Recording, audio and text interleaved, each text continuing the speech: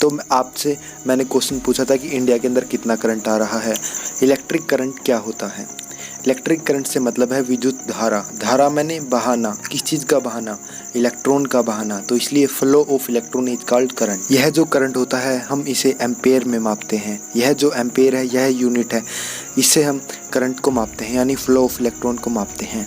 तो एक एम्पेयर के अंदर हमारे कितने इलेक्ट्रॉन होते हैं? एक एम्पेयर के अंदर हमारे 6.25 इंटू 10⁻18 इलेक्ट्रॉन होते हैं। यानी अगर आपको 1 एम्पेयर का करंट लगता है, इसका मतलब है 1 सेकंड के अंदर आपकी बॉडी के अंदर 625 गुणा में 10⁻18 इतने सारे इलेक्ट्रॉन आपकी बॉडी में 1 सेकंड में चले जाते हैं, जिसके कारण आपको एक झटका लगता है।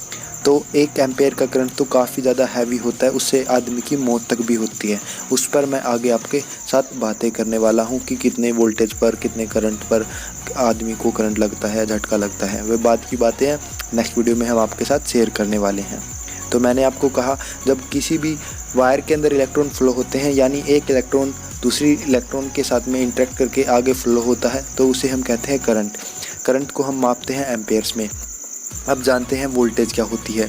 जो वह करंट हमारा है, जो हमारे में इलेक्ट्रॉन है, जो पीछे से उन्हें धक्का लगाता है, आगे की तरफ फ्लो होने के लिए मजबूर करता है, जो धक्का लगाने वाला है वह होता है हमारा वोल्टेज।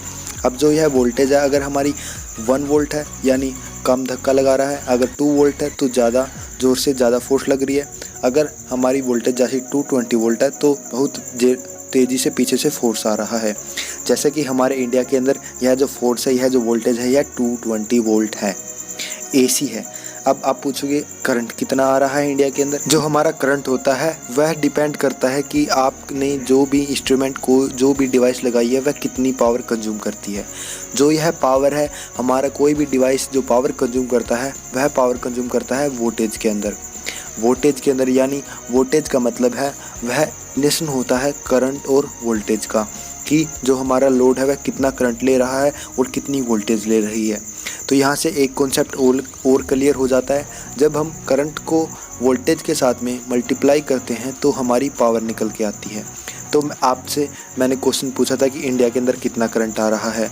अब हमारा जो 100 वोल्ट का बल्ब है वह 100 वोल्ट पावर कंज्यूम कर रहा है, तो उसे वोल्टेज कितनी मिल रही है? 220 वोल्ट।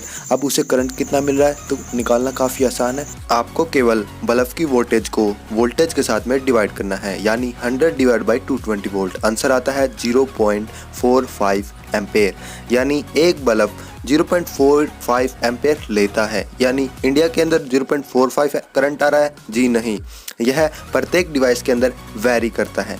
जैसे एक हैवी मोटर लेके चले हम, 3 फेज इंडक्शन मोटर लेके चले या सिंगल फेज इंडक्शन मोटर लेके चले, जो स्टार्टिंग करंट 60 to 70 एम्पेयर्स लेती है और रनिंग करंट 10 to 12 एम्पेयर्स लेती है, अकॉर्डिंग टू उनकी एचपी और पावर के हिसाब से। अगर यह इन्फॉर्मेशन आपको अच्छी लगी हो तो चैनल को ज़रूर सब्सक्राइब करना, क्योंकि हम ऐसे ही कन्फ्यूजिंग वीडियो पर डे इस चैनल पर अपलोड करने वाले हैं।